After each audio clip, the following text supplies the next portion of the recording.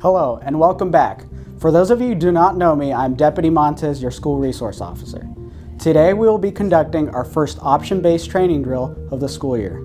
This training will simply be a tabletop exercise where you, your classmates, and your teacher will have a discussion on what we call our option-based response. But before we do this exercise, we're going to go over some important information that you need to remember.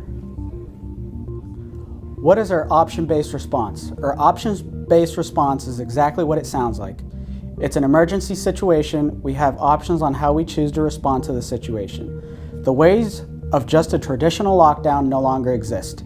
We will use information that we gather at the time of the emergency to make what we believe to be the best option to remain safe. What are our options? Our options are 1. To evacuate.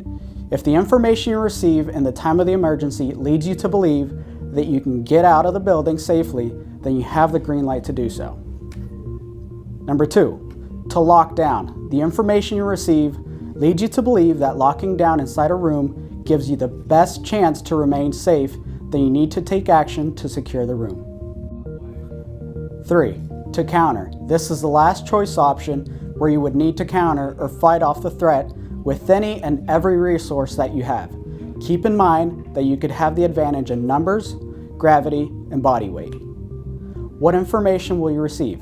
Information that you may receive could possibly come from someone over the loudspeaker or in the hallway telling you things like who, what, when, where, or any of those combination of things.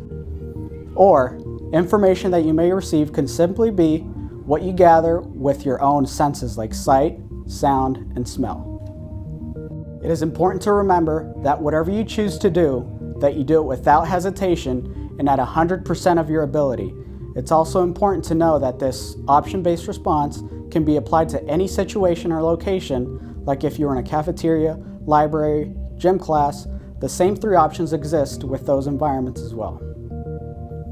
The objective or purpose of this drill is to think about and discuss these things so that we get a clear understanding of our basic procedures and so that we can mentally prepare ourselves for other possibilities. Now that you have a basic understanding of our option-based response, I would like you to take 5 to 10 minutes to discuss some of those things that could help you better be prepared or to clear up anything that is not clear to you. Some of the questions to consider are, what are our options? How do we decide which option to choose? Can our decisions change throughout the course of an emergency? What would make us change what we decide to do? Where are the closest exits to me now? What are some of the alternative exits that may be taken if I choose to evacuate? For example, windows. Where exactly could I evacuate to? Other than the door being locked, what else could we use to secure the classroom?